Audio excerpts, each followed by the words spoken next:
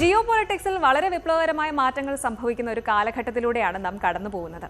Asian രാജ്യങ്ങൾ അന്താരാഷ്ട്ര രാഷ്ട്രീയത്തിൽ കൈവരിക്കുന്ന പുതിയ കരുത്തിലേക്കും ഇന്ത്യയുടെ വർദ്ധിച്ചു വരുന്ന പ്രാധാന്യത്തിലേക്കുമാണ് ഇന്നത്തെ വിശേഷങ്ങൾ വിരൽ ചൂണ്ടുന്നത്. പരിശോധിക്കാം ഓരോന്നും. വെൽക്കം ടു ലൂക്ക.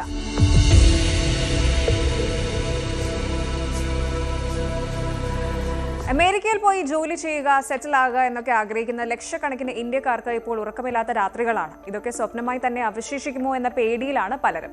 കാരണം അമേരിക്കയിൽ H-1B വിസ പ്രോഗ്രാം പൂർണ്ണമായും നിർത്തലാക്കാൻ ലക്ഷ്യമിട്ടുള്ള ഒരു പുതിയ ബില്ല് ഇപ്പോൾ അവതരിപ്പിക്കപ്പെട്ടിരിക്കുകയാണ്. ഇതിന്റെ പേര് എക്സൈൽ ആക്ട് എന്നാണ്. ഈ പുതിയ ബില്ല് നമ്മുടെ IT പ്രൊഫഷണൽസിന്റെയും വിദ്യാർത്ഥികളുടെയും ഒക്കെ ഉറക്കം കെടുത്തുകയാണ്. എന്താണ് ഈ ബില്ല്? ഇന്ത്യക്കാരെ ഇത് എങ്ങനെ ബാധിക്കും? ഇതിനു മുൻപ് ട്രംപ് ഭരണകൂടം കൊണ്ടുവന്ന മാറ്റങ്ങൾ എന്തൊക്കെയായിരുന്നു? പരിശോധിക്കാം. ഫ്ലോറിഡയിൽ നിന്നുള്ള റിപ്പബ്ലിക്കൻ പ്രതിനിധി ഗ്രെഗ് സ്റ്റ്യൂബാണ് ഈ ഒരു വിവാദ ബില്ല് അമേരിക്കൻ കോൺഗ്രസിൽ അവതരിപ്പിച്ചത്. എക്സൈൽ എന്ന് വെച്ചാൽ ending exploitative imported labour എക്സെംഷൻസ് act എന്നാണ് ഇതിന്റെ ഒരു പൂർണ്ണ രൂപം. ലളിതമായി പറയുകയാണെങ്കിൽ അമേരിക്കയിലെ കമ്പനികൾ കുറഞ്ഞ ശമ്പളത്തിന് വിദേശികളെ, പ്രത്യേകിച്ച് ഇന്ത്യക്കാരെയും ചൈനക്കാരെയും ജോലിക്ക് എടുക്കുന്നുവെന്നും ഇത് അമേരിക്കക്കാരുടെ തൊഴിലവസരങ്ങൾ ഇല്ലാതാക്കുന്നു എന്നുമാണ് ഇവരുടെ വാദം. അതുകൊണ്ട് 2027 സാമ്പത്തിക വർഷത്തോടെ H-1B വിസ പ്രോഗ്രാം പൂർണ്ണമായും നിർത്തലാക്കുക എന്നതാണ് ഈ നിയമത്തിന്റെ ലക്ഷ്യം.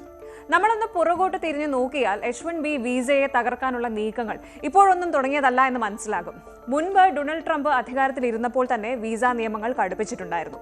മുന്നേയും നിരവധി പ്രശ്നങ്ങൾ ഉണ്ടായിട്ടുണ്ട്. അന്ന് ബൈ അമേരിക്കൻ ഹയർ അമേരിക്കൻ എന്ന പോളിസിയിലൂടെ വിസ അപ്രൂവൽ റേറ്റ് കുറച്ചിട്ടുണ്ട്. ചെറിയ തെറ്റുകൾക്ക് പോലും അപേക്ഷകൾ റിജക്ട് ചെയ്യുന്ന അവസ്ഥയുണ്ടായിട്ടുണ്ട്. അതിനുശേഷം വന്ന $1 ലക്ഷം ഫീസ് നിർദ്ദേശം. അതായത് അടുത്തിടെയാണ് H-1B അപേക്ഷകർക്ക് വൻ തുക ഫീസ് ഏർപ്പെടുത്തണമെന്ന ചർച്ചകൾ വന്നത്. ഇത് ചെറിയ കമ്പനികൾക്ക് ഇന്ത്യൻ ടാലന്റ്സിനെ ഹയർ ചെയ്യുന്നത് അസാധ്യമാക്കും. ഇനി ഇപ്പോൾ എന്താണ് സംഭവിക്കുന്നത് എന്നൊന്ന് നോക്കാം. ശരിക്കും ഈ ലേറ്റസ്റ്റ് ബില്ലിന് പിന്നിൽ ചില ശക്തമായ രാഷ്ട്രീയ കാരണങ്ങളുണ്ട്. ഒന്നാമതായി അമേരിക്കയിൽ ഇപ്പോൾ ഒരു ആന്റി ഇമിഗ്രേഷൻ സെന്റിമെന്റ്, അതായത് ഇമിഗ്രേഷൻ വിരുദ്ധ വികാരം വളരെ ശക്തമാണ്. അമേരിക്ക ഫസ്റ്റ് എന്ന ടാഗ് ലൈനിലാണ് പുതിയ നീക്കങ്ങളൊക്കെ. അടുത്തതായി നിലവിൽ പ്രതിവർഷം നൽകുന്ന 85,000 H-1B വിസകളിൽ സിംഹഭാവം മെജോറിറ്റിയും പോകുന്നത് ഇന്ത്യക്കാർക്കാണ്. ഇത് നിർത്തലാക്കിയാൽ ഇൻഫോസിസ്, TCS, വിപ്രോ തുടങ്ങിയ ഇന്ത്യൻ IT ഭീമന്മാർക്ക് വലിയ പ്രഹരമായിരിക്കും. അതുപോലെ ഇനി ടെക് കമ്പനികൾ പറയുന്നത് ഞങ്ങൾക്ക് സ്കിൽഡ് ലേബർ വേണം എന്നാണ്. എന്നാൽ ഗ്രെഗ് സ്റ്റ്യൂബയെ പോലുള്ളവർ പറയുന്നത് വിദേശികൾക്ക് കുറഞ്ഞ ശമ്പളം നൽകി അമേരിക്കക്കാരുടെ ജോലി തട്ടിയെടുക്കുന്നു എന്നാണ്. ഈ ഒരു ക്ലാഷ് ആണ് ഇപ്പോൾ വഷളായിരിക്കുന്നത്. ഇതിൽ നമ്മൾ ശ്രദ്ധിക്കേണ്ട ചില പ്രധാന പോയിന്റുകളുണ്ട്. ഈ ബില്ല് നിയമമായാൽ 2027 സാമ്പത്തിക വർഷത്തോടെ H-1B വിസ നൽകുന്നത് പൂർണ്ണമായും നിർത്തലാകും. അതായത് ആനുവൽ ക്യാപ്പ് 0 ആക്കും. നിലവിൽ അമേരിക്ക നൽകുന്ന H-1B വിസകളിൽ ഏകദേശം 70 മുതൽ 80% വരെ നേടുന്നത് ഇന്ത്യക്കാരാണ്. IT സെക്ടറിലാണ് ഏറ്റവും വലിയ ആഘാതം ഉണ്ടാകാൻ പോകുന്നത്. ഡൊണാൾഡ് ട്രംപിന്റെ 2ാം ടേമിൽ ഇമിഗ്രേഷൻ നിയമങ്ങൾ കൂടുതൽ കർക്കശമാക്കുന്നതിന്റെ ഭാഗമായിട്ടാണ് ഇങ്ങനെ ഒരു നീക്കം വരുന്നത്. നേരത്തെ തന്നെ H-1B വിസകൾക്ക് $1 ലക്ഷം, ഏകദേശം 84 ലക്ഷം രൂപ ഫീസ് ഏർപ്പെടുത്തിയത് വലിയ വാർത്തയായിരുന്നു. അതിന്റെ കൂടെയാണ് ഇപ്പോൾ വിസ തന്നെ നിർത്തലാക്കാനുള്ള ഈ ഒരു നീക്കം. ഇത് കേട്ട് പേടിക്കണോ എന്ന് ചോദിച്ചാൽ സാഹചര്യങ്ങൾ കുറച്ച് കോംപ്ലിക്കേറ്റഡ് ആണ്. കാരണം ആപ്പിൾ, ഗൂഗിൾ, മെറ്റ തുടങ്ങിയ കമ്പനികൾക്ക് ഇന്ത്യക്കാരില്ലാതെ മുന്നോട്ട് പോകാൻ പ്രയാസമാണ്. അവർ ഈ ബില്ലിനെതിരെ ശക്തമായ ലോബിയിങ് നടത്തുന്നുണ്ട്. ഇവർക്കൊക്കെ, അതായത് അവർക്ക് ഈ ക്വാളിറ്റി ടാലന്റ് വേണമെങ്കിൽ ഇന്ത്യക്കാരെ പോലെയുള്ള സ്കിൽഡ് പ്രൊഫഷണൽസിനെ അത്യാവശ്യമാണ്. എന്നാൽ മറുഭാഗത്ത് ഇലോൺ മസ്കിനെ പോലെയുള്ളവർ പറയുന്നത് ബെസ്റ്റ് ഓഫ് ദി ബെസ്റ്റ് ആളുകൾ അമേരിക്കയിലേക്ക് വരണം എന്നാണ്. പക്ഷേ ഗ്രെഗ് സ്റ്റ്യൂബയെ പോലെയുള്ളവർ പറയുന്നത് അമേരിക്കൻ ഗ്രാജുവേറ്റ്സിന് ജോലി കിട്ടാൻ ഈ വിസ നിരോധിക്കണം എന്നാണ്. ഇപ്പോൾ അമേരിക്കയിലേക്ക് പോകാൻ നിൽക്കുന്നവർ അറിയേണ്ട ഒരു കാര്യമുണ്ട്. വിസ സ്റ്റാമ്പിങ്ങും വെരിഫിക്കേഷനും ഇപ്പോൾ വളരെ ടൈറ്റാണ്. അമേരിക്കൻ വിസയ്ക്ക് അപേക്ഷിക്കുന്നവരുടെ പശ്ചാത്തലം സാധാരണയേക്കാൾ കൂടുതൽ കർക്കശമായിട്ടാണ് പരിശോധിക്കുന്ന ഒരു രീതിയാണ് ഇപ്പോൾ ഉള്ളത്. 2025 ഡിസംബർ മുതലേ ഇത് H-1B അതുപോലെ H-4 വിസ അപേക്ഷകർക്ക് നിർബന്ധമാക്കിയിരുന്നു. സോഷ്യൽ മീഡിയ ഹിസ്റ്ററി വരെ ചെക്ക് ചെയ്യുന്ന ഒരു എൻഹാൻസ്ഡ് വെറ്റിംഗ് ആണ് നടക്കുന്നത്. ചുരുക്കത്തിൽ പഴയതുപോലെ അത്ര ഈസി അല്ല കാര്യങ്ങൾ. US ഇമിഗ്രേഷൻ പോളിസി ഇപ്പോൾ ഒരു വലിയ ട്രാൻസിഷനിലൂടെയാണ് കടന്നു പോകുന്നത്. ഈ എക്സൈൽ ആക്ട് നിയമമായി മാറുമോ അതോ വെറും ഒരു പ്രപ്പോസലായി മാത്രം ഒതുങ്ങുമോ എന്ന് വരും മാസങ്ങളിൽ അറിയാം. കാരണം സെനറ്റിലും മറ്റും ഇതിന് വലിയ കടമ്പകൾ കടക്കാനുണ്ട്. എങ്കിലും അമേരിക്കയെ ലക്ഷ്യം വെക്കുന്ന ഉദ്യോഗാർത്ഥികൾ കാനഡ, ജർമ്മനി പോലുള്ള മറ്റ് ഓപ്ഷനുകൾ കൂടി ആലോചിക്കുന്നത് നന്നായിരിക്കുമെന്ന് എക്സ്പെർട്സ് പറയുന്നുണ്ട്.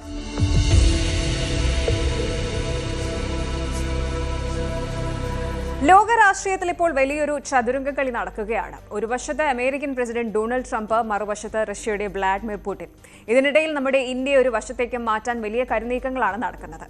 ഇന്ത്യ റഷ്യയിൽ നിന്ന് എണ്ണ വാങ്ങുന്നത് നിർത്തുമെന്ന് ട്രംപ് അവകാശപ്പെടുമ്പോൾ അമേരിക്ക ഇന്ത്യയെ ഭീഷണിപ്പെടുത്തുകയാണ് എന്ന് റഷ്യൻ വിദേശകാര്യമന്ത്രി ലാവ്റോവ് തുറന്നടിക്കുന്നു. മുമ്പെങ്ങുമില്ലാത്ത വിധം സങ്കീർണമായിക്കൊണ്ടിരിക്കുകയാണ് ആഗോള രാഷ്ട്രീയത്തിലെ ഈ നീക്കങ്ങളൊക്കെ. എന്താണ് ഈ എണ്ണ കച്ചവടത്തിന് പിന്നിലെ സത്യം? ഇന്ത്യയുടെ ലാഭം എവിടെയാണ്? വരും ദിവസങ്ങളിൽ പെട്രോൾ വിലയെ ഇത് ബാധിക്കുമോ? പരിശോധിക്കാം. ലോകത്തെ വൻ ശക്തികൾക്കിടയിൽ ഇന്ത്യയുടെ തന്ത്രപരമായ സ്വയംഭരണാധികാരം എങ്ങനെ പരീക്ഷിക്കപ്പെടുന്നു എന്നതിന്റെ ഒരു വ്യക്തമായ ഉദാഹരണമാണ് ഈ പുതിയ പ്രതിസന്ധി. കേവലം ഒരു എണ്ണ കച്ചവടത്തിനുമപ്പുറം ആഗോള രാഷ്ട്രീയത്തിലെ സ്വാധീന ശക്തിയാകാനുള്ള അമേരിക്കയുടെയും റഷ്യയുടെയും പോരാട്ടമായി ഇത് മാറിയിരിക്കുകയാണ്. സംഗതി തുടങ്ങുന്നത് ട്രംപിന്റെ ഒരു പ്രഖ്യാപനത്തിലൂടെയാണ്.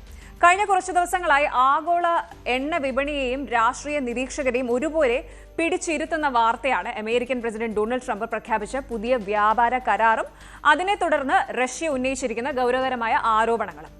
ഇന്ത്യ റഷ്യയിൽ നിന്നുള്ള എണ്ണ ഇറക്കുമതി അവസാനിപ്പിക്കാൻ തയ്യാറാണെന്ന ട്രംപിന്റെ അവകാശവാദത്തിന് തൊട്ടു പിന്നാലെയാണ് അമേരിക്ക ഇന്ത്യയെ ഭീഷണിപ്പെടുത്തുകയാണെന്ന ആരോപണവുമായി റഷ്യൻ വിദേശകാര്യമന്ത്രി സെർജി ലാവ്റോവ് രംഗത്തെത്തിയിരിക്കുന്നത്. അമേരിക്കയിൽ അധികാരമേറ്റ ട്രംപ് ഇന്ത്യക്ക് ഒരു വലിയ ഓഫർ നൽകി. ഇന്ത്യൻ ഉൽപ്പന്നങ്ങൾക്ക് മേൽ അമേരിക്ക ഏർപ്പെടുത്തിയിരുന്ന 50% താരിഫ് വെറും 18% കുറച്ചു. കേൾക്കുമ്പോൾ നല്ല ലാഭമാണല്ലോ. എന്നാൽ ഇതിനൊരു കണ്ടീഷൻ ഉണ്ട് എന്നാണ് ട്രംപ് പറയുന്നത്. ഇന്ത്യ ഇനി റഷ്യയിൽ നിന്ന് എണ്ണ വാങ്ങരുത്. റഷ്യ യുക്രൈൻ യുദ്ധം തുടങ്ങിയത് മുതൽ ഇന്ത്യ കുറഞ്ഞ വിലയ്ക്ക് റഷ്യയിൽ നിന്ന് എണ്ണ വാങ്ങുന്നുണ്ട്. ഇത് അമേരിക്കയെ വല്ലാതെ ചൊടിപ്പിച്ചിരുന്നു. യുക്രൈൻ യുദ്ധത്തിന്റെ പശ്ചാത്തലത്തിൽ റഷ്യയുടെ സാമ്പത്തിക സ്രോതസ്സുകൾ തടയാൻ ഇന്ത്യയെ പോലുള്ള ഒരു വലിയ ഉപഭോക്താവിനെ റഷ്യയിൽ നിന്ന് മാറ്റുക എന്നത് അമേരിക്കയുടെ വലിയ ലക്ഷ്യമാണ്.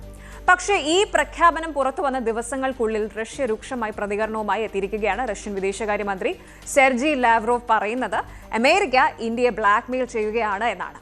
റഷ്യ നൽകുന്ന വില കുറഞ്ഞ എണ്ണ തടഞ്ഞിട്ട് അമേരിക്കയുടെ വില കൂടിയ LNG ഇന്ത്യയുടെ തലയിൽ കെട്ടിവെക്കാനാണ് വാഷിംഗ്ടൺ ശ്രമിക്കുന്നതെന്ന് അദ്ദേഹം പറയുന്നു. ചുരുക്കത്തിൽ അമേരിക്കൻ എണ്ണ കമ്പനികൾക്ക് ലാഭമുണ്ടാക്കാൻ ഇന്ത്യയെ കരുവാക്കുന്നു എന്നാണ് റഷ്യയുടെ വാദം. റഷ്യയുടെ ആരോപണങ്ങൾ ശരിവെക്കുന്ന തരത്തിലുള്ള നീക്കങ്ങളാണ് അന്താരാഷ്ട്ര തലത്തിൽ നടക്കുന്നത്. അമേരിക്കൻ എണ്ണ കമ്പനികൾക്കും ഊർജ്ജ മേഖലയ്ക്കും പുതിയ വിപണികൾ കണ്ടെത്തുക എന്നത് ട്രംപിന്റെ അമേരിക്ക ഫസ്റ്റ് നയത്തിന്റെ ഭാഗമാണ്. ഇന്ത്യയെപ്പോലെ ലോകത്തെ 3ാമത്തെ വലിയ എണ്ണ ഉപഭോക്താവ് റഷ്യൻ വിപണിയിൽ നിന്ന് പിന്മാറുന്നത് അമേരിക്കയ്ക്ക് 2 തരത്തിൽ ഗുണകരമാണ്.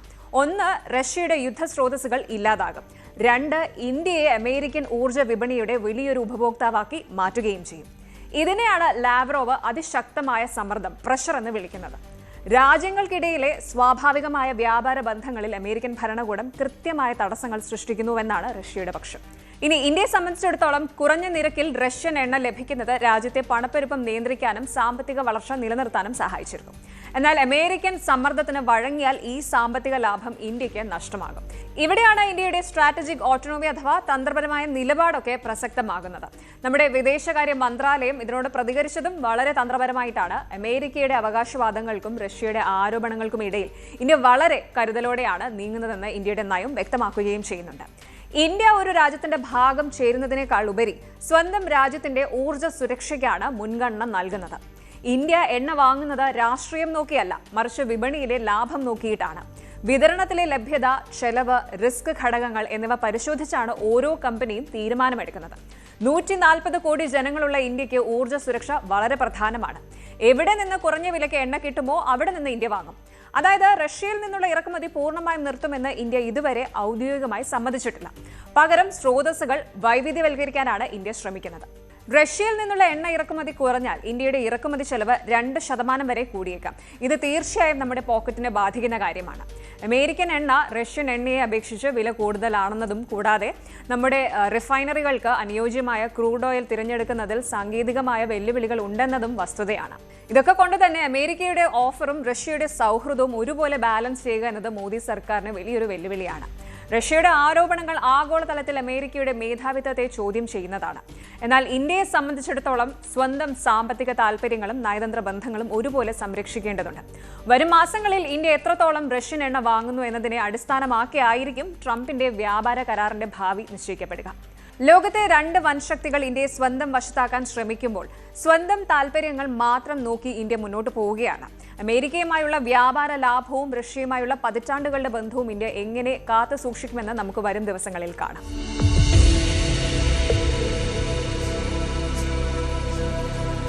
ഗാസയിൽ നിന്നുള്ള വാർത്തകൾ എന്നും കണ്ണീരിന്റേതും യുദ്ധത്തിന്റേതുമൊക്കെയാണ്. എന്നാൽ ഇപ്പോൾ പുറത്തുവരുന്ന ഏറ്റവും ലേറ്റസ്റ്റ് അപ്ഡേറ്റ് ലോകരാജ്യങ്ങൾക്കിടയിൽ വലിയ ചർച്ചയ്ക്ക് വഴിവെക്കുകയാണ്. സമാധാനത്തിന്റെ ഒരു പുതിയ കിരണം തെളിയുകയാണ്. ലോകത്തിലെ ഏറ്റവും വലിയ മുസ്ലിം രാഷ്ട്രമായ ഇന്തോനേഷ്യ ഗാസയിലെ സമാധാനത്തിനായി വലിയൊരു ദൗത്യത്തിന് തയ്യാറെടുക്കുന്നു. വെറും വാക്കിലല്ല, പ്രവൃത്തിയിൽ തന്നെയാണ്. ഏകദേശം 8000 സൈനികരെയാണ് ഗാസയിലെ പീസ് കീപ്പിംഗ് മിഷനായി അയക്കാൻ അവർ റെഡിയായിരിക്കുന്നത്. ഇത് വെറും ഒരു പ്രഖ്യാപനമല്ല, ഇതിന് പിന്നിൽ വലിയൊരു പ്ലാനിംഗ് തന്നെയുണ്ട്. എന്താണ് ഗാസയിൽ സംഭവിക്കാൻ പോകുന്നത്? ഇന്തോനേഷ്യയുടെ ഈ നീക്കം യുദ്ധത്തിന്റെ ഗതി മാറ്റുമോ? നമുക്ക് ഡീറ്റെയിൽ ആയിട്ട് നോക്കാം. റീസെന്റായി നടന്ന ഗ്ലോബൽ ഉച്ചകോടികളിലും മറ്റ് ഡിപ്ലോമാറ്റിക് മീറ്റിംഗുകളിലുമാണ് ഇന്തോനേഷ്യ തങ്ങളുടെ ഈ ഒരു സന്നദ്ധത അറിയിച്ചത്. ഐക്യരാഷ്ട്രസഭയുടെ മാൻഡേറ്റ് ഉണ്ടെങ്കിൽ ഗാസയിൽ സമാധാനം പുനഃസ്ഥാപിക്കാൻ തങ്ങളുടെ 8000-ഓളം വരുന്ന ട്രൂപ്പുകളെ അയക്കാൻ അവർ തയ്യാറാണ്. ഇന്തോനേഷ്യൻ പ്രസിഡന്റ് പ്രബോവോ സുബിയന്തോയാണ് ഈ നിലപാട് ലോകത്തിന് മുന്നിൽ വെച്ചത്. ഗാസയിലെ ജനങ്ങൾ അനുഭവിക്കുന്ന ദുരിതം അവസാനിപ്പിക്കാൻ ഒരു ഹ്യൂമാനിറ്റേറിയൻ ഇന്റർവെൻഷൻ അനിവാര്യമാണെന്ന് അദ്ദേഹം തറപ്പിച്ചു പറയുന്നുണ്ട്. ഒരുപക്ഷെ നിങ്ങൾ ചോദിക്കാം, എന്തുകൊണ്ട് ഇന്തോനേഷ്യ എന്ന്? പീസ് കീപ്പിംഗ് മിഷനുകളിൽ വലിയ ഹിസ്റ്ററിയുള്ള രാജ്യമാണ് ഇന്തോനേഷ്യ. ലോകത്തിന്റെ പല ഭാഗങ്ങളിലും UN ദൗത്യങ്ങളിൽ ഇന്തോനേഷ്യൻ സൈനികർ മികച്ച രീതിയിൽ വർക്ക് ചെയ്തിട്ടുണ്ട്. അതുകൊണ്ട് തന്നെ ഒരു പ്രൊഫഷണൽ ആർമിയെ ഗാസയിലേക്ക് അയക്കാൻ അവർക്ക് കെൽപ്പുണ്ട്. ഇതുകൂടാതെ ഇസ്രായേലുമായി നേരിട്ട് നയതന്ത്ര ബന്ധങ്ങൾ ഇല്ലാത്ത രാജ്യം കൂടിയാണ് ഇന്തോനേഷ്യ. അതുകൊണ്ട് തന്നെ പലസ്തീൻ ജനതയ്ക്ക് അവരിൽ വലിയ വിശ്വാസവുമുണ്ട്. മെഡിക്കൽ ടീമുകളെയും എഞ്ചിനീയറിംഗ് യൂണിറ്റുകളെയും ഒപ്പം സെക്യൂരിറ്റി ഫോഴ്സിനെയും അയക്കാനാണ് നിലവിലെ പ്ലാൻ. പക്ഷേ കാര്യങ്ങൾ അത്ര സിമ്പിൾ അല്ല. ഇതിനു മുന്നിൽ ചില വലിയ കടമ്പകളുണ്ട്. ഏറ്റവും പ്രധാനം ഇസ്രായേലിന്റെ നിലപാടാണ്. ഗാസയിൽ ഒരു വിദേശ സൈന്യം വരുന്നത് ഇസ്രായേൽ അംഗീകരിക്കുമോ എന്നത് കണ്ടറിയണം. പ്രത്യേകിച്ചും ഹമാസിനെ പൂർണ്ണമായും തുടച്ചു നീക്കുക എന്ന ലക്ഷ്യവുമായി മുന്നോട്ട് പോകുന്ന ഇസ്രായേലിന് ഒരു പീസ് കീപ്പിംഗ് ഫോഴ്സ് അവിടെ വരുന്നത് തങ്ങളുടെ മിലിറ്ററി ഓപ്പറേഷന് തടസ്സമാകുമോ എന്ന പേടിയുണ്ടാകാം. രണ്ടാമത്തെ കാര്യം, ഇത് വെറും ഒരു സെക്യൂരിറ്റി മിഷൻ മാത്രമല്ല. തകർന്നടിഞ്ഞ ഗാസയെ പുനർനിർമ്മിക്കുക എന്ന വലിയ ടാസ്ക് കൂടിയാണ് ഈ ടീമിനുണ്ടാകുന്നത്. 8000 സൈനികർ എന്ന് പറയുമ്പോൾ അതൊരു ചെറിയ നമ്പർ അല്ല. അവർക്ക് വേണ്ട ലോജിസ്റ്റിക് സപ്പോർട്ടും ഫണ്ടിങ്ങും ആര് നൽകുമെന്നതും വലിയ ചോദ്യമാണ്. ഇന്തോനേഷ്യയും പലസ്തീനും തമ്മിലുള്ള ബന്ധം ഇന്നോ ഇന്നലെയോ തുടങ്ങിയതല്ല. 1945 ഇന്തോനേഷ്യ സ്വാതന്ത്ര്യം നേടിയപ്പോൾ അവരെ ആദ്യം അംഗീകരിച്ച രാജ്യങ്ങളിൽ ഒന്നാണ് പലസ്തീൻ. അന്ന് തുടങ്ങിയ ആ കടപ്പാട് ഇന്തോനേഷ്യൻ ജനത ഇന്നും മറന്നിട്ടില്ല. ലോകത്തിലെ ഏറ്റവും കൂടുതൽ മുസ്ലിങ്ങൾ ജീവിക്കുന്ന, അതായത് ജനസംഖ്യയുടെ ഏകദേശം 87% ഇത്രയും മുസ്ലിങ്ങൾ ജീവിക്കുന്ന രാജ്യമെന്ന നിലയിൽ പലസ്തീനിലെ ഓരോ ദുരന്തവും തങ്ങളുടെ സ്വന്തം കുടുംബത്തിൽ നടക്കുന്ന ഒന്നായിട്ടാണ് ഇന്തോനേഷ്യക്കാർ കാണുന്നത്. നമ്മുടെ പലസ്തീനിയൻ സഹോദരങ്ങൾ എന്നാണ് അവർ എപ്പോഴും വിശേഷിപ്പിക്കാറുള്ളത്. ഇപ്പോഴത്തെ ലേറ്റസ്റ്റ് അപ്ഡേറ്റ് പ്രകാരം ഇന്തോനേഷ്യൻ ഗവൺമെന്റ് ഇതിനോടകം തന്നെ തങ്ങളുടെ സൈനികർക്ക് പ്രത്യേക ട്രെയിനിംഗ് നൽകി തുടങ്ങിയതായിട്ടാണ് റിപ്പോർട്ടുകൾ. ഗാസയിലെ ഫീൽഡ് ഹോസ്പിറ്റലുകൾ മാനേജ് ചെയ്യാനും ഭക്ഷണവും മരുന്നും കൃത്യമായി എത്തിക്കാനും ഇവർക്ക് സാധിക്കും. ജോർദാൻ, ഈജിപ്ത് തുടങ്ങിയ രാജ്യങ്ങളുമായി ചേർന്ന് ഒരുമിച്ച് പ്രവർത്തിക്കാനാണ് ഇന്തോനേഷ്യ ലക്ഷ്യമിടുന്നത്. അമേരിക്ക ഉൾപ്പെടെയുള്ള രാജ്യങ്ങൾ ഈ നീക്കത്തെ എങ്ങനെ കാണുന്നു എന്നതിനെ ആശ്രയിച്ചിരിക്കും ഇതിന്റെ ഫൈനൽ ഔട്ട്കം. ശരിക്കും ഈ നീക്കം വിജയിക്കുകയാണെങ്കിൽ മിഡിൽ ഈസ്റ്റിൽ മുസ്ലിം രാജ്യങ്ങളുടെ സ്വാധീനം വർദ്ധിക്കും.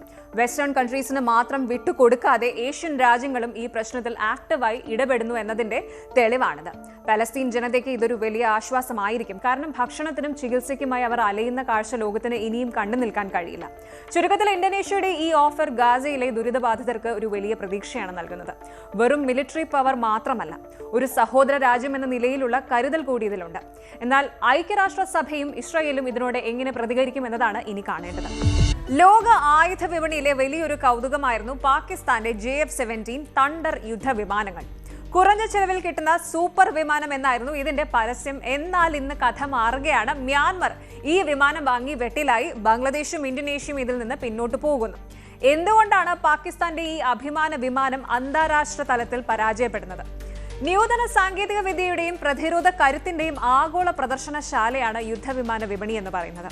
അവിടെ പാകിസ്ഥാൻ കഴിഞ്ഞ കുറച്ചു വർഷങ്ങളായി വലിയ തോതിൽ ഉയർത്തിക്കാട്ടുന്ന ഒന്നാണ് JF-17 തണ്ടർ. കുറഞ്ഞ ചിലവിൽ മികച്ച പ്രകടനം കാഴ്ചവെക്കുന്ന ഒരു 4th ജനറേഷൻ ഫൈറ്റർ ജെറ്റ് എന്ന നിലയിലായിരുന്നു ഇതിന്റെ പരസ്യം. എന്നാൽ ബംഗ്ലാദേശും ഇന്തോനേഷ്യയും ഉൾപ്പെടെയുള്ള പ്രമുഖ രാജ്യങ്ങൾ ഈ വിമാനത്തിൽ നിന്ന് അകലം പാലിക്കുന്ന കാഴ്ചയാണ് ഇപ്പോൾ പ്രതിരോധ രംഗത്ത് ചർച്ചയാകുന്നത്. ഇതിന്റെ പിന്നിലെ യാഥാർത്ഥ്യം പരിശോധിച്ചാൽ കേവലം സാങ്കേതിക പ്രശ്നങ്ങളെക്കാൾ വലിയ പ്രതിസന്ധികൾ കാണാൻ സാധിക്കും. ആ ഞെട്ടിക്കുന്ന രഹസ്യങ്ങൾ നമുക്കൊന്ന് പരിശോധിക്കാം. ആദ്യത്തെ പ്രശ്നം ഇതിന്റെ നിർമ്മാണം തന്നെയാണ്. JF-17 നിർമ്മാണവുമായി ബന്ധപ്പെട്ട് പാകിസ്ഥാൻ നൽകുന്ന കണക്കുകളും യാഥാർത്ഥ്യവും തമ്മിൽ വലിയ അന്തരം നിലനിൽക്കുന്നുണ്ട്. മെയ്ഡ് ഇൻ പാകിസ്ഥാൻ, അതായത് പാകിസ്ഥാൻ എയറോനോട്ടിക്കൽ കോംപ്ലക്സ് ആണ് ഈ വിമാനം നിർമ്മിക്കുന്നത് എന്ന് പറയുന്നുണ്ടെങ്കിലും ഇതിന്റെ 65% നിയന്ത്രണവും ചൈനയുടെ കൈവശമാണ്. 2000ങ്ങളുടെ തുടക്കത്തിൽ ഉൽപ്പാദനം ആരംഭിച്ച JF-17 ഇതുവരെ ഏകദേശം 180 എണ്ണം മാത്രമാണ് നിർമ്മിച്ചിട്ടുള്ളത്. അതായത് കഴിഞ്ഞ 17 വർഷത്തെ കണക്കെടുത്താൽ ശരാശരി 11 വിമാനങ്ങൾ മാത്രമാണ് പ്രതിവർഷം പുറത്തിറങ്ങുന്നത്. സ്വന്തം വ്യോമസേനയ്ക്ക് ആവശ്യമുള്ള വിമാനങ്ങൾ പോലും തികച്ചു നൽകാൻ പാകിസ്ഥാന് കഴിയുന്നില്ല. പിന്നെ എങ്ങനെയാണ് മറ്റു രാജ്യങ്ങൾക്ക് ഇവർ വിമാനം നൽകുക? അസർബൈജാനുമായുള്ള കരാറുകൾ വൈകുന്നതിന്റെ പ്രധാന കാരണവും ഈ വേഗത കുറവ് തന്നെയാണ്. ഈ വേഗതയിൽ വിമാനങ്ങൾ നിർമ്മിക്കുന്നത് ഏതൊരു രാജ്യത്തിനും വെല്ലുവിളിയാണ്. പാകിസ്ഥാൻ വ്യോമസേനയ്ക്ക് തന്നെ പഴകിയ വിമാനങ്ങൾ മാറ്റി പകരം വെക്കാൻ ഏകദേശം 250 പുതിയ ജെറ്റുകൾ ആവശ്യമാണ്. വർഷത്തിൽ 18 വിമാനങ്ങൾ എന്ന നിരക്കിൽ നിർമ്മാണം നടത്തിയാൽ പോലും പാകിസ്ഥാന്റെ ആഭ്യന്തര ആവശ്യങ്ങൾ നിറവേറ്റാൻ ഒരു പതിറ്റാണ്ടിലധികം കാത്തിരിക്കേണ്ടി വരും. ഇത്തരമൊരു സാഹചര്യത്തിൽ വിദേശ രാജ്യങ്ങളിൽ നിന്നുള്ള വലിയ ഓർഡറുകൾ സ്വീകരിക്കാനോ അവ കൃത്യസമയത്ത് കൈമാറാനോ പാകിസ്ഥാന് സാധിക്കില്ല എന്നതാണ് വസ്തുത. ഇനി സാങ്കേതിക വശത്തേക്ക് വന്നാൽ കാര്യങ്ങൾ കുറച്ചുകൂടി കഷ്ടമാണ്. ഏതൊരു യുദ്ധവിമാനത്തിന്റെയും ഹൃദയം അതിന്റെ എഞ്ചിൻ തന്നെയാണ്. ഇതിൽ ഉപയോഗിച്ചിരിക്കുന്ന റഷ്യൻ നിർമ്മിത RD-93 എഞ്ചിനുകൾ എപ്പോൾ വേണമെങ്കിലും പണിമുടക്കാമെന്ന അവസ്ഥയിലാണ്. ഈ എഞ്ചിനുകൾക്ക് തുടർച്ചയായ സാങ്കേതിക തകരാറുകൾ സംഭവിക്കുന്നതായി റിപ്പോർട്ടുകൾ വന്നിട്ടുണ്ട്. മ്യാൻമർ JF-17 വാങ്ങിയെങ്കിലും സാങ്കേതിക കാരണങ്ങളാൽ അവ തറയിലിറക്കി ഇടേണ്ടി വന്നത് പാകിസ്ഥാന്റെ പ്രതിരോധ വിപണിക്ക് കനത്ത തിരിച്ചടിയായി. വിമാനത്തിന്റെ ഭാഗങ്ങൾ റഷ്യയിൽ നിന്നും ചൈനയിൽ നിന്നും കൊണ്ടുവന്ന് പാകിസ്ഥാനിൽ വെച്ച് സംയോജിപ്പിക്കുക മാത്രമാണ് ചെയ്യുന്നത് എന്നതും വലിയൊരു പോരായ്മയാണ്. ഒരു സ്വതന്ത്ര ഉൽപാദന സംവിധാനം ഇല്ലാത്തതുകൊണ്ട് ഉപരോധങ്ങളോ ആഗോള രാഷ്ട്രീയ മാറ്റങ്ങളോ ഉണ്ടായാൽ ഈ വിമാനങ്ങൾക്കുള്ള സ്പെയർ പാർട്സ് ലഭ്യമാക്കുക എന്നത് വലിയ ബുദ്ധിമുട്ടായി മാറും. ബംഗ്ലാദേശും ഇന്തോനേഷ്യയും പോലുള്ള രാജ്യങ്ങൾ ഈ വിമാനം വേണ്ടെന്ന് വെക്കുന്നതിന്റെ പ്രധാന കാരണവും ഇത് തന്നെയാണ്. തങ്ങളുടെ സുരക്ഷാ സംവിധാനങ്ങൾ അനിശ്ചിതത്വത്തിൽ ആക്കാൻ സാധ്യതയുള്ള ഒരു വിമാനത്തിൽ നിക്ഷേപം നടത്താൻ ആരും തയ്യാറല്ല എന്ന് ചുരുക്കം. JF-17 അന്താരാഷ്ട്ര തലത്തിൽ വലിയ ഡിമാൻഡ് ഉണ്ടെന്ന തരത്തിലുള്ള വാർത്തകൾ പലപ്പോഴും പാകിസ്ഥാൻ കേന്ദ്രീകരിച്ച് വരാറുണ്ട്. എന്നാൽ പല പ്രതിരോധ വിദഗ്ധരും ഇതിനെ പാകിസ്ഥാന്റെ വെറും ഒരു പ്രചാരണ തന്ത്രമായിട്ട് മാത്രമാണ് കാണുന്നത്. 2025 മെയ് മാസത്തിൽ ഇന്ത്യയും പാകിസ്ഥാനും തമ്മിലുണ്ടായ വ്യോമാക്രമണ സാഹചര്യങ്ങളിൽ JF-17 മികച്ച പ്രകടനം നടത്തിയെന്ന് പാകിസ്ഥാൻ അവകാശപ്പെടുന്നുണ്ടെങ്കിലും ഈ അവകാശവാദങ്ങൾ പലപ്പോഴും തെളിയിക്കപ്പെട്ടിട്ടില്ല. ഈ പറഞ്ഞ ഏറ്റുമുട്ടലുകളിൽ പാകിസ്ഥാന്റെ വിമാനങ്ങൾക്ക് വലിയ നാശനഷ്ടങ്ങൾ സംഭവിച്ചതായിട്ടാണ് പ്രതിരോധ വിദഗ്ധർ പറയുന്നത്. സൗദി അറേബ്യ, ഖത്തർ, ഈജിപ്ത് തുടങ്ങിയ രാജ്യങ്ങൾ ഈ വിമാനം വാങ്ങാൻ താൽപര്യപ്പെടുന്നു എന്ന വാർത്തകൾ നിരന്തരം വരാറുണ്ടെങ്കിലും പലപ്പോഴും അത് ചർച്ചകളിൽ മാത്രം ഒതുങ്ങുകയാണ് പതിവ്. സൗദി പോലുള്ള രാജ്യങ്ങൾ അത്യാധുനിക F-15 പോലുള്ള വിമാനങ്ങൾ ഉപയോഗിക്കുന്നവരാണ്. സാങ്കേതികമായും കരുത്തിലും ഏറെ പിന്നിലുള്ള JF-17ലേക്ക് അവർ മാറാനുള്ള സാധ്യത വളരെ കുറവാണ്. ചൈനീസ് വിപണിയെ സഹായിക്കാൻ വേണ്ടി പാകിസ്ഥാൻ നടത്തുന്ന ഇത്തരം മാർക്കറ്റിംഗ് തന്ത്രങ്ങൾ ലോകരാജ്യങ്ങൾക്കിടയിൽ വില പോകുന്നില്ല എന്നതാണ് നിലവിലെ സാഹചര്യം. അതായത് പാകിസ്ഥാന്റെ ഈ കുറഞ്ഞ ചിലവ് തന്ത്രം എവിടെയും വില പോകുന്നില്ല എന്ന് സാരം. ചൈനീസ് പ്രതിരോധ വിദഗ്ധർ പറയുന്നത് കൂടുതൽ കയറ്റുമതി ഓർഡറുകൾ ലഭിച്ചാൽ ചൈന പാകിസ്ഥാനിൽ കൂടുതൽ നിക്ഷേപം നടത്തുമെന്നാണ്. എന്നാൽ പാകിസ്ഥാനിലെ നിലവിലെ സാഹചര്യം ഇതിന് അനുകൂലമല്ല. പുതിയ അസംബ്ലി ലൈനുകളോ വിപുലമായ പരീക്ഷണ സംവിധാനങ്ങളോ അവിടെ നിലവിലില്ല. വിമാനങ്ങൾ അതിവേഗം നിർമ്മിക്കാനുള്ള അടിസ്ഥാന സൗകര്യങ്ങൾ വികസിപ്പിക്കാതെ വെറും പരസ്യങ്ങളിലൂടെ വിപണി പിടിക്കാനാണ് പാകിസ്ഥാൻ ശ്രമിക്കുന്നത്. ഇത് ശരിക്കും ഒരു കെട്ടിടത്തിന്റെ തറക്കല്ലിടുന്നതിന് മുമ്പ് തന്നെ അതിന്റെ മുകൾ നിലയുടെ പരസ്യം നൽകുന്നത് പോലെ ഉണ്ടാവും. ബംഗ്ലാദേശിനെ സംബന്ധിച്ചിടത്തോളം വിശ്വസനീയമായ ഒരു പ്രതിരോധ പങ്കാളിയെയാണ് അവർക്ക് ആവശ്യം. പാകിസ്ഥാൻ നൽകുന്ന JF-17നേക്കാൾ മികച്ച ഓപ്ഷനുകൾ ഫ്രാൻസിൽ നിന്നോ റഷ്യയിൽ നിന്നോ അവർക്ക് ലഭിക്കും. അത് മാത്രമല്ല, ചൈനയുമായുള്ള പാകിസ്ഥാന്റെ അമിതമായ അടുപ്പം മറ്റു രാജ്യങ്ങളിൽ രാഷ്ട്രീയമായ ആശങ്കകളും ഉണ്ടാക്കുന്നുണ്ട്. വെറും പരസ്യ പ്രചാരണങ്ങൾ കൊണ്ട് മാത്രം ഒരു യുദ്ധവിമാനത്തെ ലോകോത്തരമാക്കാൻ കഴിയില്ല എന്ന് JF-17 തെളിയിക്കുകയാണ്. സാങ്കേതികമായ കരുത്തും വിശ്വാസ്യതയും ഇല്ലാതെ ആയുധ വിപണിയിൽ ചുവടുറപ്പിക്കാൻ പാകിസ്ഥാന് ഇനിയും ഏറെ വിയർപ്പൊഴുക്കേണ്ടി വരും. അത്രയുള്ളൂ കാര്യം.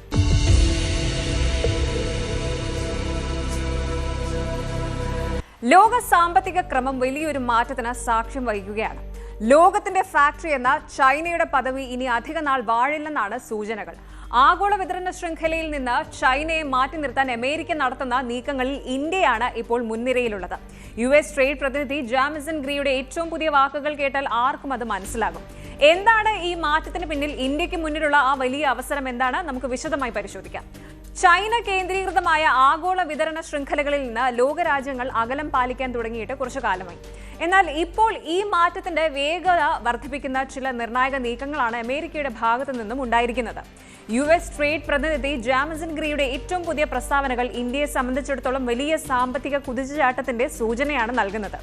അമേരിക്കൻ കമ്പനികൾ വൻതോതിൽ ചൈന വിട്ട് ഇന്ത്യയിലേക്ക് തങ്ങളുടെ ഉൽപാദന കേന്ദ്രങ്ങൾ മാറ്റാൻ തയ്യാറെടുക്കുന്നു എന്ന വാർത്ത വെറും ഒരു അഭ്യൂഹമല്ല, മറിച്ച് വരാനിരിക്കുന്ന ഒരു വലിയ ഭൗമരാഷ്ട്രീയ മാറ്റത്തിന്റെ തുടക്കമാണെന്നാണ് വിദഗ്ധർ പറയുന്നത്.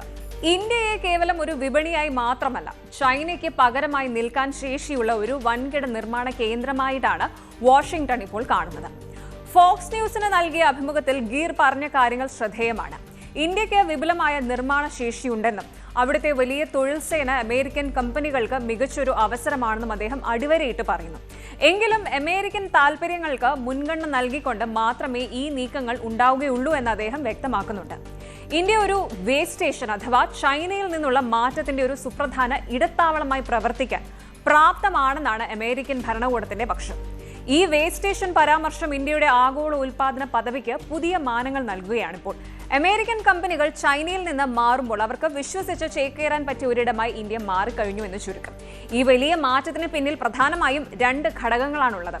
ഒന്ന്, ചൈനയുമായുള്ള അമേരിക്കയുടെ വർദ്ധിച്ചു വരുന്ന സാമ്പത്തികവും രാഷ്ട്രീയവുമായ അസ്വാരസ്യങ്ങളാണ്. 2, ഇന്ത്യ സമീപകാലത്ത് കൈവരിച്ച അടിസ്ഥാന സൗകര്യ വികസനവും നയപരമായ സുതാര്യതയും. ഇനി ഡീകപ്ലിംഗ് എന്ന വാക്കിലൂടെ അമേരിക്ക ഉദ്ദേശിക്കുന്നത് ചൈനയുമായുള്ള അമിത ആശ്രിതത്വം ഒഴിവാക്കുക എന്നതാണ്. കോവിഡ് മഹാമാരിക്ക് ശേഷം ലോകം പഠിച്ച വലിയൊരു പാഠം എല്ലാ മുട്ടകളും ഒരു കൊട്ടയിൽ ഇടരുത് എന്നാണ്. അതായത് ഉൽപാദനത്തിനായി ഒരു രാജ്യത്തെ മാത്രം അമിതമായി ആശ്രയിക്കുന്നത് ആപത്താണെന്ന തിരിച്ചറിവ് അമേരിക്കൻ കമ്പനികളെ പുതിയ തീരങ്ങൾ തേടാൻ പ്രേരിപ്പിച്ചു. ആ ഒരു അന്വേഷണം സ്വാഭാവികമായും ചെന്നെത്തുന്നത് ലോകത്തിലെ ഏറ്റവും വലിയ ജനാധിപത്യ രാജ്യമായ ഇന്ത്യയിലായിരുന്നു. ഇനി നമ്മുടെ ഇന്ത്യൻ വിപണിയിലെ ഈ ഒരു അനുകൂല സാഹചര്യം പെട്ടെന്നുണ്ടായ ഒന്നല്ല. കഴിഞ്ഞ ഏതാനും വർഷങ്ങളായി ഇന്ത്യ നടപ്പിലാക്കി വരുന്ന ഡിജിറ്റൽ സർവീസ് ടാക്സ് പരിഷ്കരണങ്ങളും അതുപോലെ ഇറക്കുമതി തീരുവ കുറയ്ക്കാനുള്ള നീക്കങ്ങളും ഇതിൽ വലിയ പങ്ക് വഹിച്ചിട്ടുണ്ട്. അമേരിക്കൻ കമ്പനികളെ ബാധിച്ചിരുന്ന പല നികുതി നിയമങ്ങളും ഇന്ത്യ ലഘൂകരിച്ചു കഴിഞ്ഞു. ആ ഒരു അന്വേഷണം സ്വാഭാവികമായും ചെന്നെത്തി നിന്നത് ലോകത്തിലെ ഏറ്റവും വലിയ ജനാധിപത്യ രാജ്യമായ ഇന്ത്യയിലാണ്. ഇനി നമ്മുടെ ഇന്ത്യൻ വിപണിയിലെ ഈ ഒരു അനുകൂല സാഹചര്യം പെട്ടെന്നുണ്ടായ ഒന്നല്ല. കഴിഞ്ഞ ഏതാനും വർഷങ്ങളായി ഇന്ത്യ നടപ്പിലാക്കി വരുന്ന ഡിജിറ്റൽ സർവീസ് ടാക്സ് പരിഷ്കരണങ്ങളും ഇറക്കുമതി തീരുവ കുറയ്ക്കാനുള്ള നീക്കങ്ങളും ഇതിൽ വലിയ പങ്ക് വഹിച്ചിട്ടുണ്ട്. അമേരിക്കൻ കമ്പനികളെ ബാധിച്ചിരുന്ന പല നികുതി നിയമങ്ങളും ഇന്ത്യ ലഘൂകരിച്ചു കഴിഞ്ഞു. 2025 ഫെബ്രുവരി 13 പ്രധാനമന്ത്രി നരേന്ദ്രമോദിയും അമേരിക്കൻ പ്രസിഡന്റും ചേർന്ന് ആരംഭിച്ച ഉഭയകക്ഷി വ്യാപാര കരാർ ഇതിന് വലിയൊരു അടിത്തറയിട്ടു. ഇതിന്റെ തുടർച്ചയായി 2026 ഫെബ്രുവരിയിൽ ഒരു ഇന്ററിം ട്രേഡ് ഫ്രെയിംവർക്ക്, അതായത് ഒരു ഇടക്കാല വ്യാപാര ചട്ടക്കൂട് നിലവിൽ വന്നു. ഇതിലൂടെ US ഉൽപ്പന്നങ്ങളുടെ ഇറക്കുമതി തീരുവ ഇന്ത്യ കുറച്ചു. പകരമായി ഇന്ത്യൻ ഉൽപ്പന്നങ്ങൾക്ക് അമേരിക്കൻ വിപണിയിൽ കൂടുതൽ ഇളവുകൾ ലഭിക്കും. ഏകദേശം $500 ബില്യൺ ഊർജ്ജ സാങ്കേതിക ഉൽപ്പന്നങ്ങൾ അമേരിക്കയിൽ നിന്ന് വാങ്ങാനും ഇന്ത്യ തയ്യാറായിട്ടുണ്ട്. ഇത് ഇരു രാജ്യങ്ങൾക്കും പരസ്പരം പ്രയോജനപ്പെടുന്ന രീതിയിലുള്ള വ്യാപാര ഇടപാടുകൾക്ക് വലിയ വാതിലുകളാണ് തുറന്നിരിക്കുന്നത്. ഇന്ത്യയെ സംബന്ധിച്ചിടത്തോളം ഇതൊരു വലിയ അവസരമാണ്. ആഗോള വിതരണ ശൃംഖലയുടെ ഭാഗമാകുന്നതോടെ രാജ്യത്തേക്ക് വിദേശ നിക്ഷേപം ഒഴുകുകയും ലക്ഷക്കണക്കിന് പുതിയ തൊഴിലവസരങ്ങൾ സൃഷ്ടിക്കപ്പെടുകയും ചെയ്യും. ചൈന വർഷങ്ങളായി അനുഭവിച്ചിരുന്ന ലോകത്തിന്റെ ഫാക്ടറി എന്ന പദവിയിലേക്ക് ഇന്ത്യ പതിയെ ചുവടുവയ്ക്കുകയാണ്. ആപ്പിൾ പോലുള്ള മുൻനിര അമേരിക്കൻ കമ്പനികൾ ഇതിനോടകം തന്നെ തങ്ങളുടെ ഉൽപ്പന്നങ്ങൾ ഇന്ത്യയിൽ നിർമ്മിച്ചു തുടങ്ങിയിട്ടുണ്ട്. ഇത് ഒരു മാറ്റത്തിന്റെ പ്രായോഗിക തെളിവ് തന്നെയാണ്. 2026 ഫോൾഡബിൾ ഐഫോണുകൾ ഇന്ത്യയിൽ നിർമ്മിക്കാനാണ് ആപ്പിളിന്റെ നീക്കമൊക്കെ. ഇത് വെറും തുടക്കം മാത്രമാണ്. കേവലം കുറഞ്ഞ ചിലവിൽ സാധനങ്ങൾ നിർമ്മിക്കുക എന്നതിലുപരി വിശ്വസിക്കാവുന്ന ഒരു പങ്കാളി എന്ന നിലയിൽ ഇന്ത്യയെ അമേരിക്ക കാണുന്നു എന്നതാണ് ഇവിടെ പ്രധാനം. കാര്യങ്ങൾ ഇങ്ങനെയൊക്കെയാണെങ്കിലും ഈ മാറ്റം അത്ര എളുപ്പമാകില്ല എന്ന വാദങ്ങളും നിലനിൽക്കുന്നുണ്ട്. ഇന്ത്യയിലെ ചുവപ്പ് നാടകളും അതുപോലെ ഉദ്യോഗസ്ഥ തലത്തിലുള്ള തടസ്സങ്ങളും ഇപ്പോഴും പൂർണ്ണമായും നീങ്ങിയിട്ടില്ലെന്ന് ചില നിക്ഷേപകർ ചൂണ്ടിക്കാട്ടുന്നു. ചൈനയിലെ അത്യാധുനികമായ ലോജിസ്റ്റിക്സ് സംവിധാനങ്ങളോട് മത്സരിക്കാൻ ഇന്ത്യയുടെ അടിസ്ഥാന സൗകര്യങ്ങൾ ഇനിയും മെച്ചപ്പെടേണ്ടതുണ്ട്. ജാമസൺ ഗീർ തന്റെ പ്രസ്താവനയിൽ പറയുന്നത് പോലെ ഇന്ത്യയിൽ നിന്നുള്ള ഇറക്കുമതികൾ സന്തുലിതവും നീതിയുക്തവും ആയിരിക്കണം. അമേരിക്കൻ തൊഴിലാളികളുടെ താൽപ്പര്യങ്ങൾ സംരക്ഷിച്ചുകൊണ്ട് മാത്രമേ ഈ സഹകരണം മുന്നോട്ട് കൊണ്ടുപോകാൻ വാഷിംഗ്ടൺ തയ്യാറാവുകയുള്ളൂ. അതുകൊണ്ട് തന്നെ ഇന്ത്യയിലെ നിർമ്മാണ നിലവാരവും സുതാര്യതയും അന്താരാഷ്ട്ര നിലവാരത്തിലേക്ക് ഉയരേണ്ടത് അത്യാവശ്യമാണ്. ഒരു കാലത്ത് സോഫ്റ്റ്വെയർ സേവനങ്ങളുടെ മാത്രം കേന്ദ്രമായിരുന്ന ഇന്ത്യ ഇപ്പോൾ ഹാർഡ്വെയർ നിർമ്മാണത്തിലേക്കും സെമി കണ്ടക്ടർ മേഖലയിലേക്കും ശ്രദ്ധ കേന്ദ്രീകരിക്കുന്നത് അമേരിക്കയെ ആകർഷിപ്പിക്കുന്ന മറ്റൊരു ഘടകമാണ്. ആഗോള രാഷ്ട്രീയത്തിൽ സഖ്യകക്ഷികൾ മാറിക്കൊണ്ടിരിക്കുമ്പോഴും ഇന്ത്യയും അമേരിക്കയും തമ്മിലുള്ള ഈ സാമ്പത്തിക ഐക്യം ദീർഘകാല അടിസ്ഥാനത്തിലുള്ള ഫലങ്ങൾ നൽകുമെന്നതിൽ തർക്കമില്ല. ചൈനയെ ഒറ്റപ്പെടുത്തുക എന്നതിലുപരി കൂടുതൽ സുരക്ഷിതവും സുതാര്യവുമായ ഒരു ആഗോള വിപണി സൃഷ്ടിക്കുക എന്നതാണ് ഇതിലൂടെ അമേരിക്ക ലക്ഷ്യമിടുന്നത്. ഇതിൽ ഇന്ത്യക്ക് വഹിക്കാനുള്ളത് ഒരു നിർണായക സഹായിയുടെ വേഷം മാത്രമല്ല, മറിച്ച് ഒരു തുല്യ പങ്കാളിയുടെ ഉത്തരവാദിത്തമാണ്. അപ്പോൾ പറഞ്ഞു വന്നത് ഇതാണ്: ലോകത്തിന്റെ ഫാക്ടറി എന്ന ലേബൽ ചൈനയിൽ നിന്ന് ഇന്ത്യയിലേക്ക് മാറുന്നത് വെറും ഒരു സാമ്പത്തിക വാർത്തയല്ല, അതൊരു ചരിത്രമാണ്. അമേരിക്കൻ കമ്പനികൾക്ക് ഇന്ത്യ വെറും ഒരു ഇടത്താവളം, വേ സ്റ്റേഷൻ മാത്രമാകുമോ അതോ സ്ഥിരമായൊരു ആസ്ഥാനമാകുമോ എന്നത് വരും വർഷങ്ങളിൽ കണ്ടറിയാം. ഇന്ത്യയുടെ യുവശക്തിയും സാങ്കേതിക മികവും ഒത്തുചേർന്നാൽ 21ാം നൂറ്റാണ്ട് ഇന്ത്യയുടേതാകുമെന്നതിൽ സംശയമില്ല.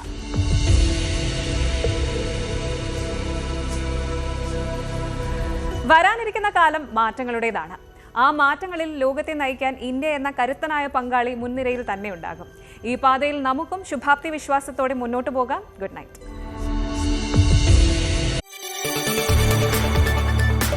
കൂടുതൽ വാർത്തകൾക്ക് news 18 Keralam YouTube channel subscribe ചെയ്യുക.